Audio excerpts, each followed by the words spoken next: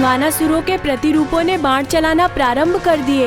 यदि मैंने शीघ्र ही इनमें से वास्तविक वानासुर को नहीं पहचाना तो ये मुझे इस बाण के चक्रव्यूह से निकलने नहीं देंगे।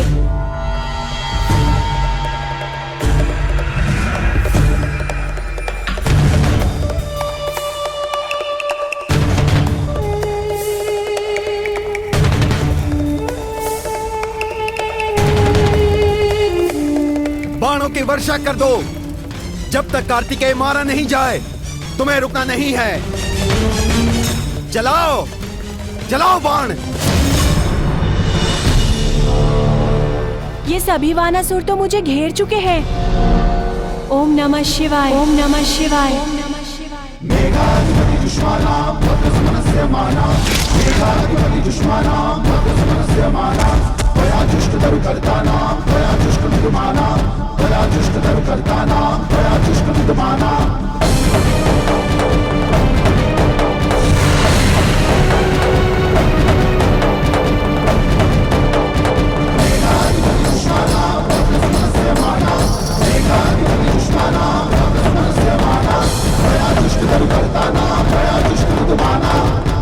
बाणासुर को मार डाला कार्तिकेय ने। पुनः जीवित बच निकला मेरा काल। आचार्य यह कैसे हुआ? महाराज तारकासुर, हम इतनी जल्दी पराजय स्वीकार नहीं कर सकते, परंतु यह समझ नहीं आ रहा कि कार्तिकेय ने यह असंभव कार्य यह कैसे? वानासुर, रूप तो तुम्हारे अनेकों हो सकते थे, किंतु नियति ने मृत्यु तो तुम्हारी ही लिखी थी। नियति का लेख मात्र तुम्हारे लिए ही लिखा गया था। तुम्हारे अन्य असंख्य रूप हेतु नहीं, इसीलिए तुम्हारा पतन सुनिश्चित था। वास्तविक वानासुर को पहचानिए कार्तिकेय। यही वास्तविक वानासुर है जिसकी प्रतिछाया धरती पर पड़ रही है।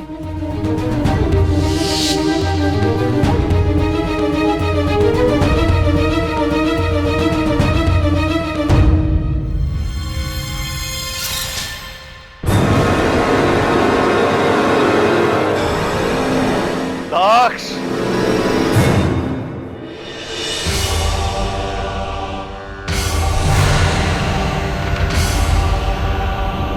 प्राणिपात शुक्राचार्य जी,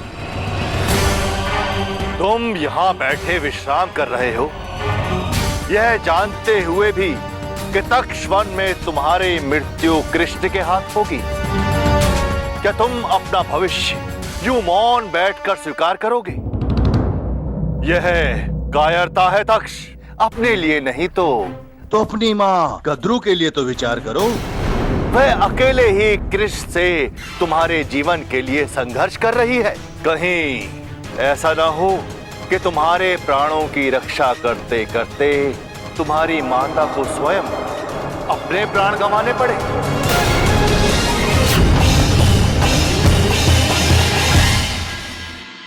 प्राणिपात माते। पुत्र तक्ष, पुत्र, पुत्र, तुम सकुशल तो हो ना पुत्र? जो माता अपने पुत्र के लिए अपने प्राणों की चिंता किए बिना संघर्ष कर रही हो, उसका कोई कुछ नहीं बिगाड़ सकता। माता, आपने अब तक मेरे लिए बहुत संघर्ष किया है, किंतु अब आप इस युद्ध में अकेली नहीं हैं। अपने भाग्य को बदलने के लिए मैं भी कृष्णा से युद्ध करूंगा। प्रतीत होता है गुरु शुक्राचार्य ने तुम्हारा मार्गदर्शन किया है। धन्यवाद आचार्य। दक्ष के आपके साथ आने से आपकी शक्तियां दुगनी हो गई और अब उस कृष्ण का अंत निश्चित है। कान्हा, बलराम जाने किस आवेश में आकर घर से बाहर निकला है। मैंने उसे बहुत पूछने का प्रयत्न किया, किंतु उन्होंने मुझे कुछ नहीं बताया। दाऊ, मैं जानता हूँ कि आप माता कद्रू से युद्ध करने गए हैं, किंतु आपको ऐसा नहीं करना था। आप जिस सत्य को जानने गए हैं, किंचित वो सत्य आपका हृदय ना तोड़ दे। नागिन! यदि साहस है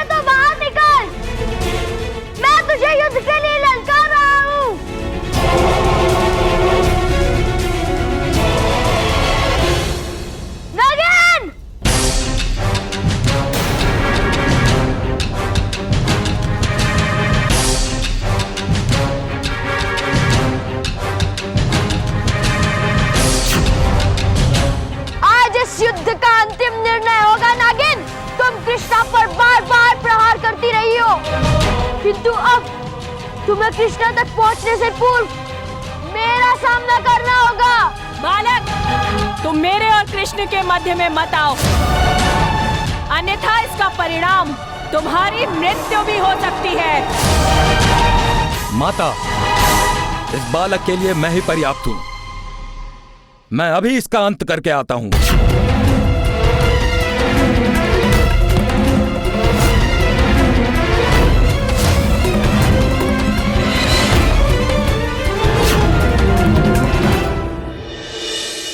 कौन है तू मेरी माता को ललकारने वाला?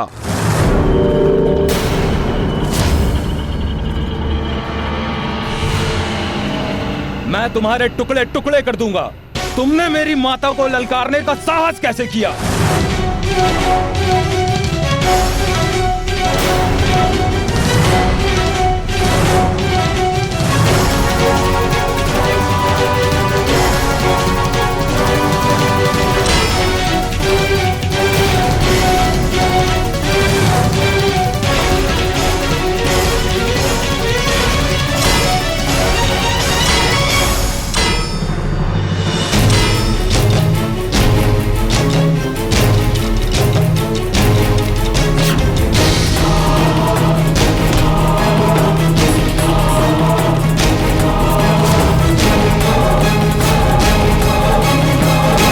इस युद्ध के परिणाम बहुत बुरे हो सकते हैं और धाव तो मेरी बात सुनने के लिए तैयार ही नहीं होंगे। समझ नहीं आ रहा कि मैं इस संघर्ष को कैसे रोकूं।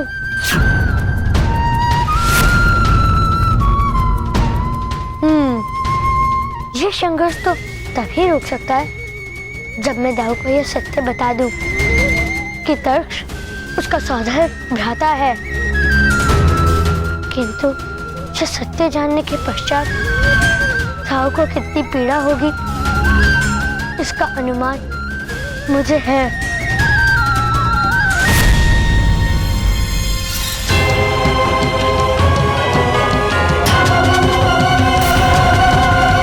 मुझसे मल्ल युद्ध में जीत पाना किसी के वश की बात नहीं। मरने से पूर्व तुम अपनी त्रुटि की क्षमा याचना कृष्णा से कर सकते हो। क्षमा और कृष्ण से प्रश्न ही नहीं उठता।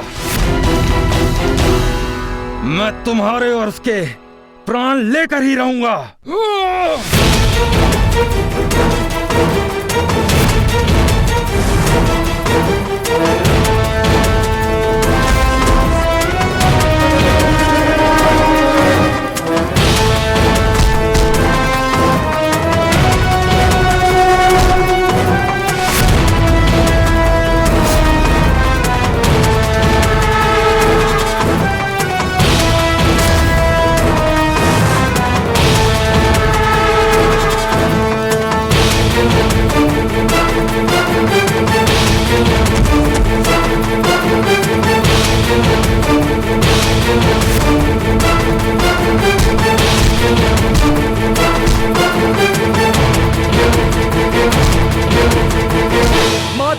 मेरी रक्षा करो माते। हाँ पुत्र, मैं अभी आ रही हूँ। आज तुम्हारी रक्षा कोई नहीं कर सकता। तुम्हारा अंत निश्चित है।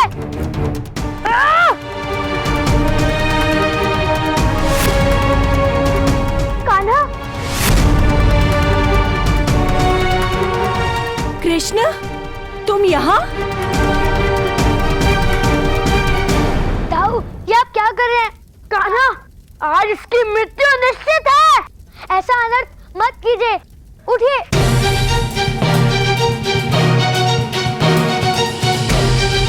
पुत्र,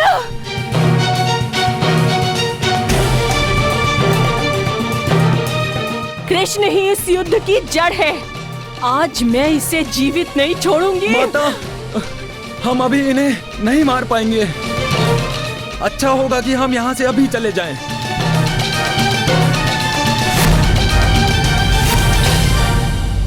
कान्हा, तुमने क्यों रोका मुझे?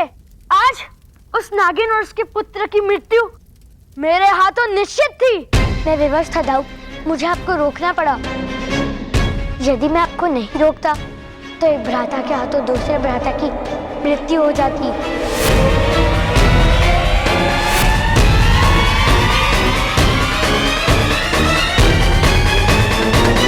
एक और कार्तिकेय मुझसे युद्ध करने को तत्पर है और दूसरी ओर मेरे पुत्र इस संकट की घड़ी में मेरा साथ देने को तैयार नहीं। मुझे उन सभी को किसी भी प्रकार अपने साथ संगठित करना होगा। ये कार्य एक ही व्यक्ति कर सकता है, मेरे पिता बजरंग।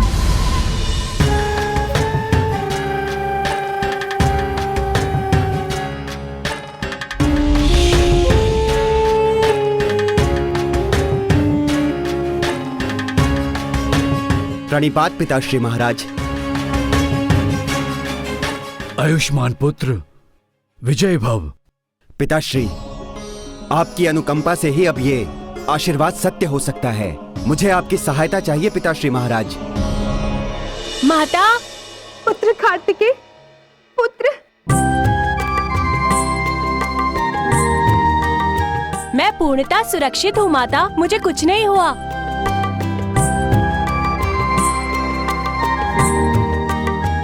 दीर्घायु भव पुत्र।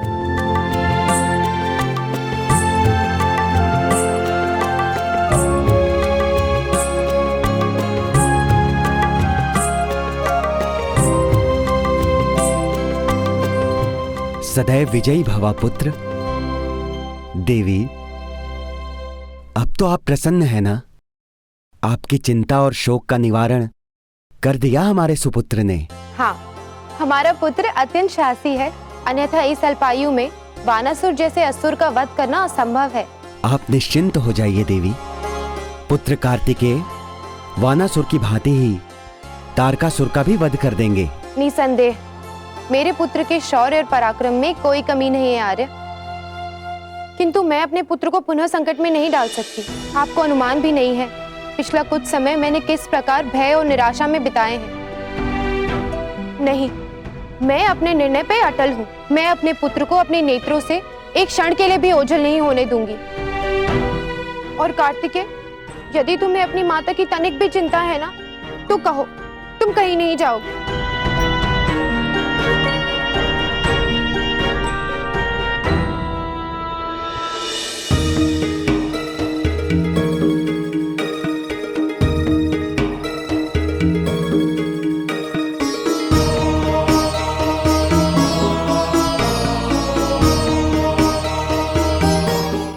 आपके भ्राता हैं और नाग देवी कद्रू आपकी माता।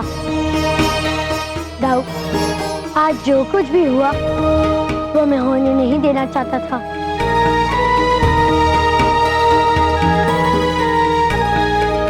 मन में एक विचित्र सा प्रश्न बार बार आ रहा है। जिनसे नियति में मिलना निश्चित ही नहीं है, उनसे हमारी भेंट होती ही क्यों है? आज अपने स्वजनों से मिलकर जो सत्य ज्ञात हुआ, तुमने वो सत्य मुझे पहले क्यों नहीं बताया? दाऊ, यदि मैं आपको पहले बताता कि आपके स्वजन ही मेरे प्राण लेना चाहते हैं, तो आपको अत्यंत दुख होता दाऊ। बस इसीलिए मैंने आपसे ये सत्य छिपाया था दाऊ। मैं आपका, आपके माता और भ्राता के प्रति प्रेम समाप्त नहीं होने देना चाहता था।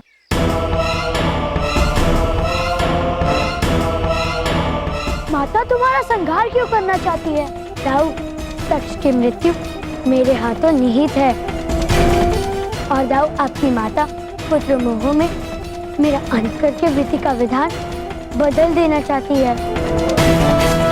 ये मोहित कलेश की जड़ है। ये सब कुछ अपने पुत्र के प्रेम के लिए कर रही है। अतः वो दोषी नहीं है। मेरी भांति ही आपको भी उन्हें क्षमा कर देना चाहिए। हाँ, तुम उचित कह रहे हो कान्हा। मुझे मेरी माता और भ्राता तक्ष के व्यवहार से दुखी नहीं होना चाहिए।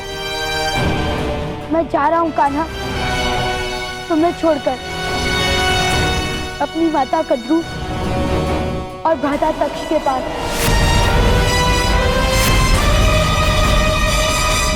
पिताश्री, आप हमारी सेना को युद्ध का प्रशिक्षण तो दे रहे हैं, किंतु क्या आप ये जानते हैं, आपके प्रपौत्र जिन्हें आपने हमारी सेना का सेनापति नियुक्त किया था, वो हमसे संबंध विच्छेद कर अपने नए राज्य का निर्माण कर चुके हैं। तुम कहना चाहते हो मेरे परपौत्र मुझसे अलग हो गए हैं? इस समय ऐसा कदापि नहीं होना चाहिए था। पिताश्री, इस समय मेरे लिए मेरे काल से बड़ी चुनौती मेरे पुत्रों का वियोग है। लग रहा है जैसे किसी ने मेरी दोनों भुजाएं काट दी हो। किंतु ये हुआ कैसे पुत्र? मेरी प्रत्येक समस्या उस महादेव से प्रारंभ होती है। उसी ने मेरे काल को जन्म दिया है। वही महादेव है जिसने मेरे पुत्रों को पथभ्रष्ट किया। आज इस अक्षौहिणी सेना के साथ मैं अपने आप को नितांत अकेला अनुभव करता हूं पिताश्री।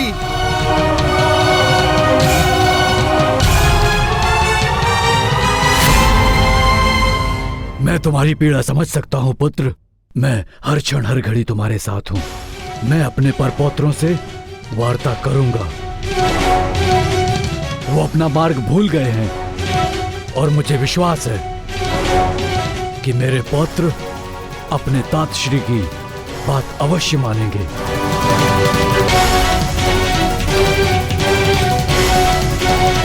इतना कर दीजिए पिताश्री।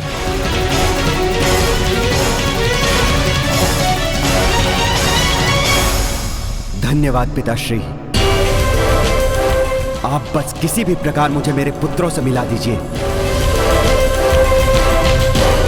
तत्पश्चात ये युद्ध क्या, मैं पूरे ब्रह्मांड पर विजय प्राप्त करूंगा। मुझे मेरी माता और भ्राता तक्ष के व्यवहार से दुखी नहीं होना चाहिए। मैं जा रहा हूं कान्हा, तुम्हें छोड़कर अपनी माता कद्रू और भ्राता तक्ष के पास।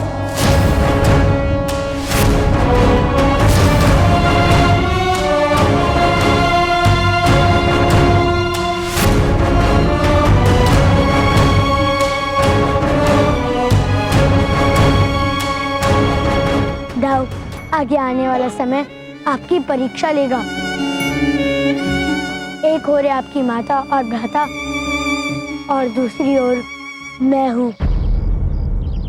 आप संधि का कितना भी प्रयत्न क्यों न कर ले, किंतु ये युद्ध अब नहीं रुक सकता। बस आपको ये निर्णय लेना है कि आप इस युद्ध में किस ओर होंगे।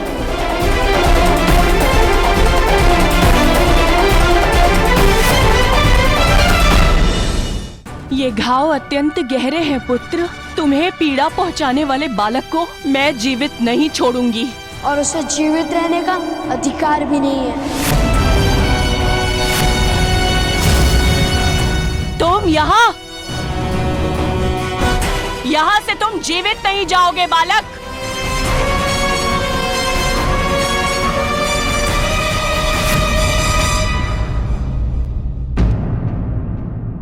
मार दीजिए मुझे यहाँ से जीवित जाना भी नहीं है।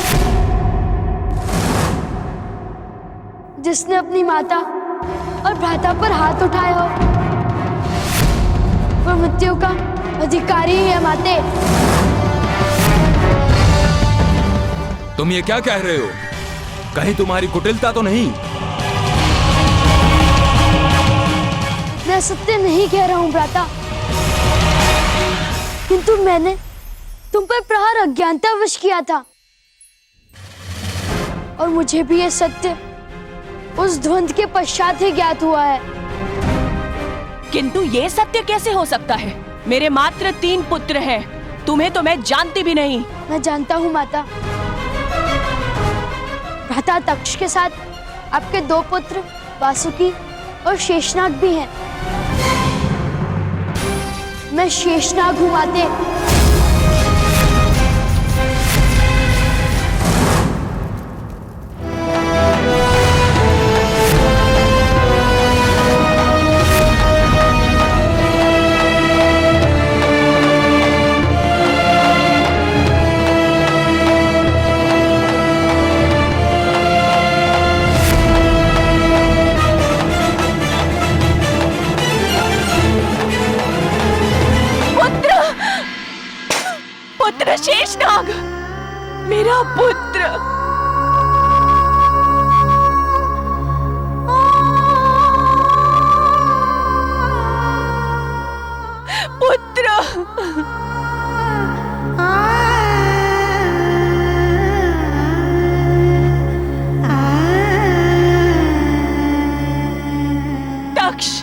सत्य है, यही तुम्हारा अग्रज शेषनाग है।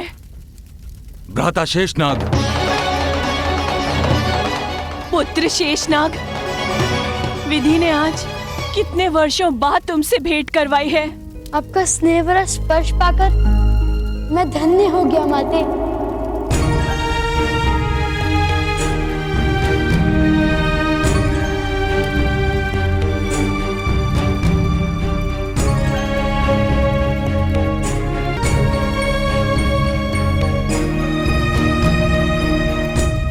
कितना बड़ा पाप हुआ है मुझसे। अपनी भ्राता की रक्षा करने के स्थान पर मैंने उन पर प्रहार किया।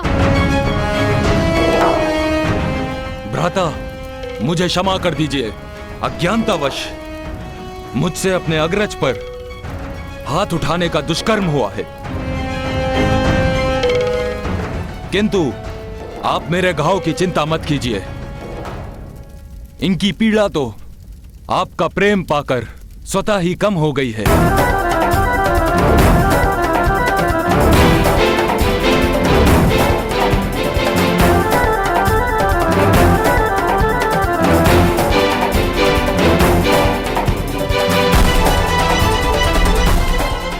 आप दोनों की चिंता निरर्थक नहीं थी, किंतु अब आप चिंता मत कीजिए।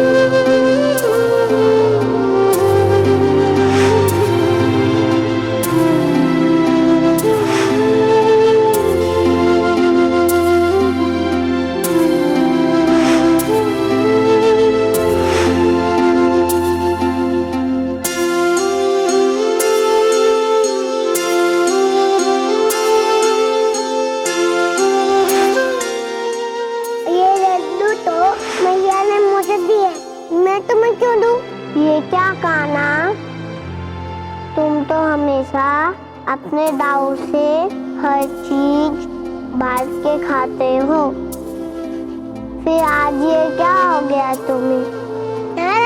तुमसे मैं जा रहा हूँ कान्हा, तुम्हें छोड़कर अपनी माता कद्रू और भ्राता तक्ष के पास।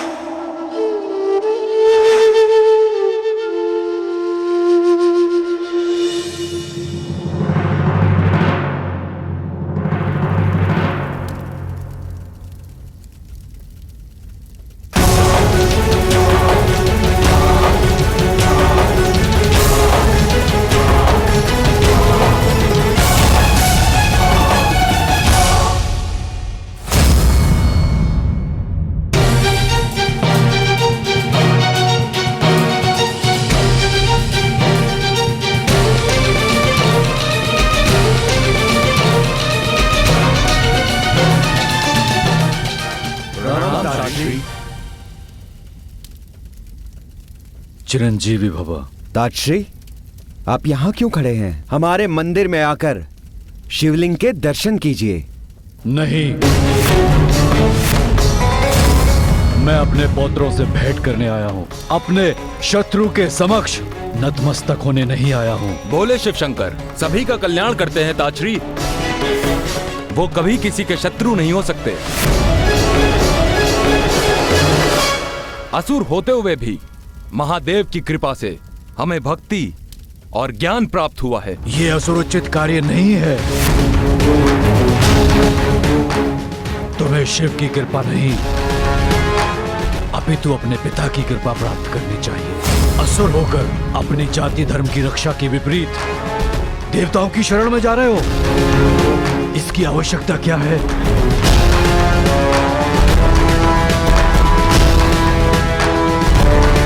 तुम स्वयं एक महाबली तारकासुर के पुत्र हो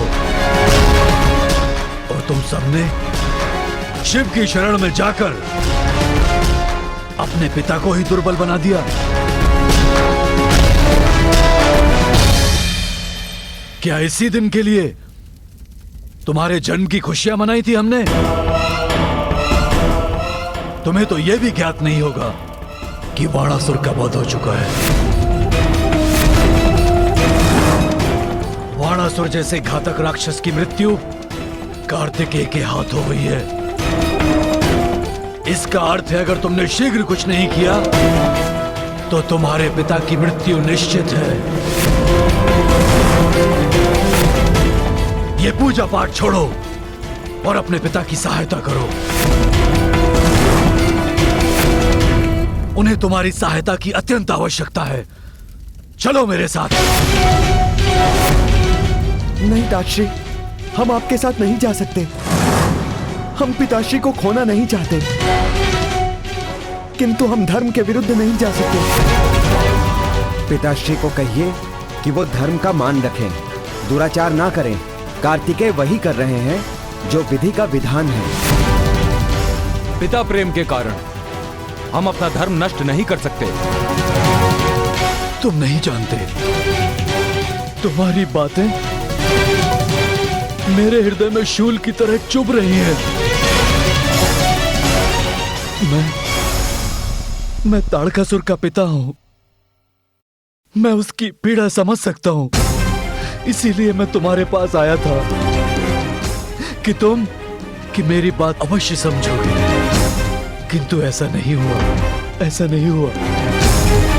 तुम चाहते हो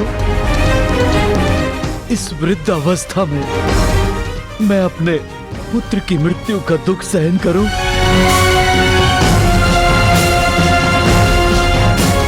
ठीक है। नहीं तातश्री, आप ऐसा मत कहिए। हम विवश हैं। इस समय हमारे दुख की कोई सीमा नहीं है और हमारी इस विवशता का कारण है पिताश्री के अधर्म का मार्ग। हम पिताश्री का साथ नहीं दे सकते।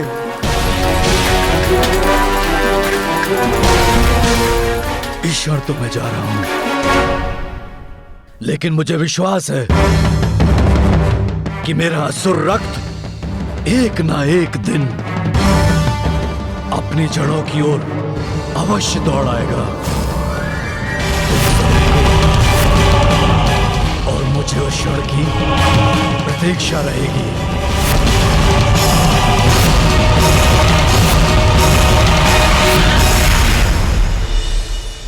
भ्राता, आप जैसे वीर का साथ हो तो हमें किसी का भय नहीं, कृष्ण का भी नहीं।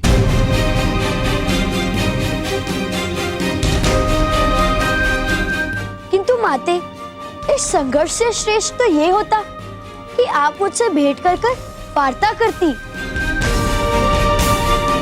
हम इस विषय को बिना युद्ध किए भी समाप्त कर सकते थे। मैं बलराम के अवतार में कृष्ण का सहायक भी हूँ और भ्राता भी। आप तो जानती ही होंगी कि कृष्ण साक्षात श्रीहरि का अवतार है और श्रीहरि बड़े दयालु हैं। वो हमारी प्रार्थना से भ्राता तक्ष को अभय दान भी दे सकते हैं। अब इस प्रार्थना का कोई लाभ नहीं पुत्र, क्योंकि विधि का विधान है कि तक्ष की मृत्यु कृष्ण के हाथों होगी। अतः उचित यही होगा कि उस कृष्ण का अंत हो जाए। नहीं, ये नहीं हो सकता। चली जाओ यहाँ से। तुम मेरे समक्ष होकर मेरे प्रभु को मारने की बात कर रही हो। स्मरण रहे, मेरा प्रथम संबंध मेरे श्रीहरि से है।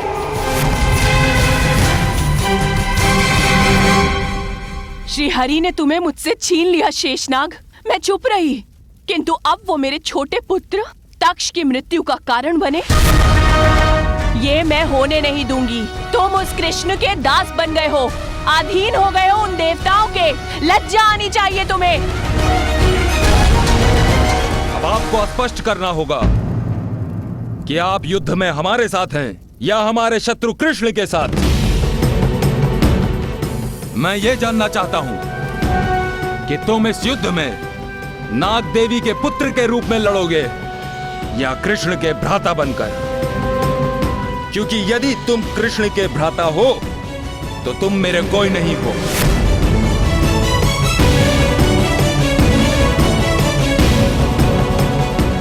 इस मौन का अर्थ स्पष्ट है कि तुम मेरे भ्राता नहीं तुम मेरे शत्रु हो। ऐसा ना कहो तक्ष। काश तुम मेरी व्यवस्था समझ पाते। मैं तुम पर अस्त्र नहीं उठाऊंगा, किंतु स्मरण रहे, श्रीहरि के प्रहार से बचना असंभव है।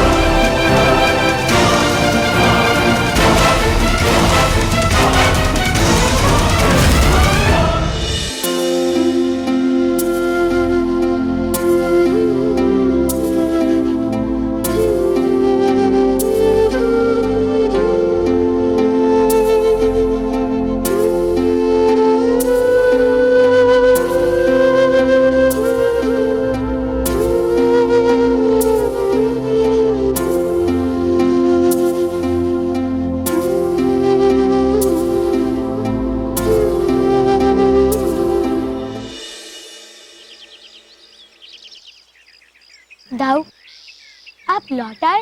कान्हा, तुम्हें क्या लगा था मैं तुम्हारा साथ ऐसे ही छोड़ दूंगा?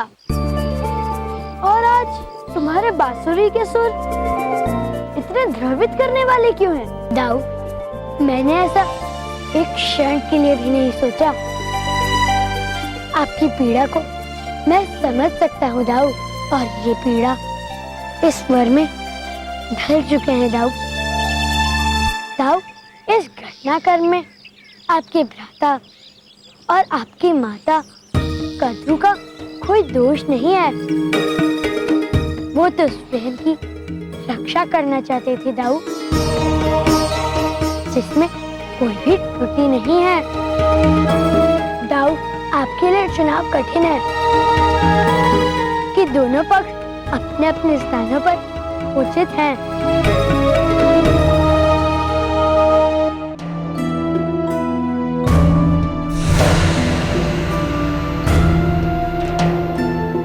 प्रणाम असुराचार्य।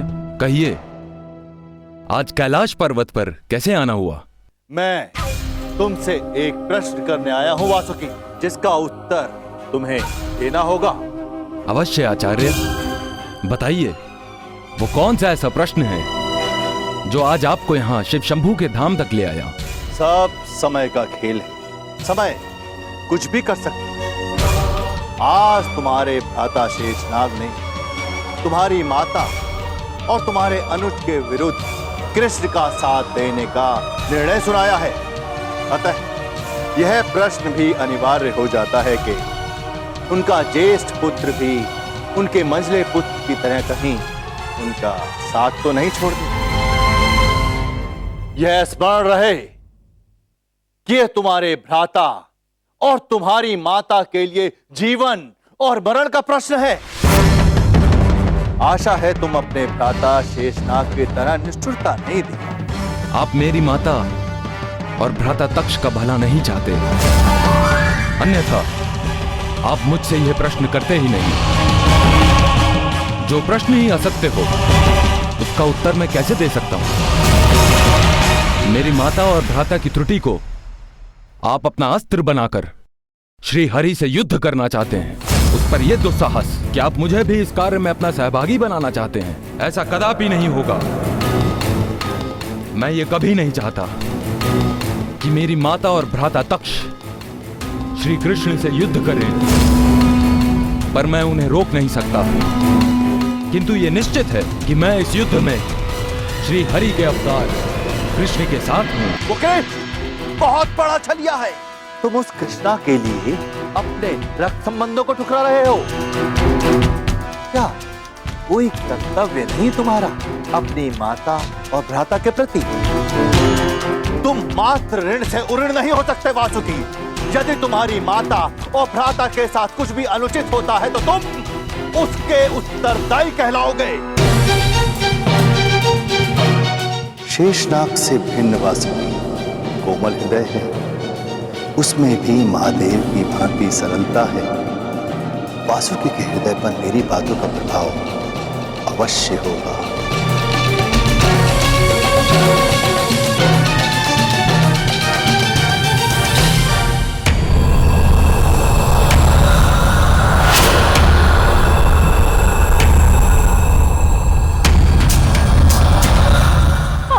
जीवित नहीं रहना चाहती।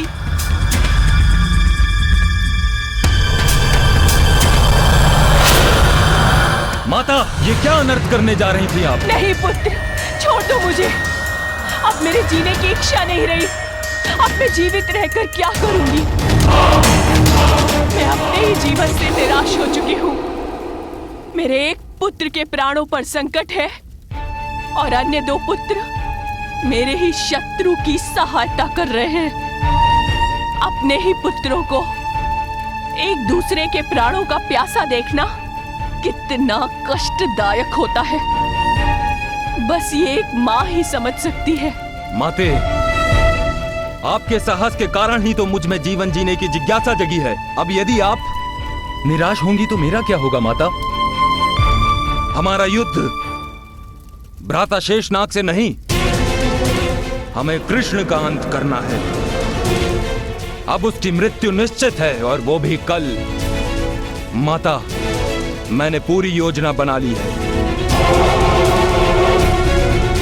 कल का सूर्योदय कृष्ण के लिए अंतिम दिन लेकर आएगा।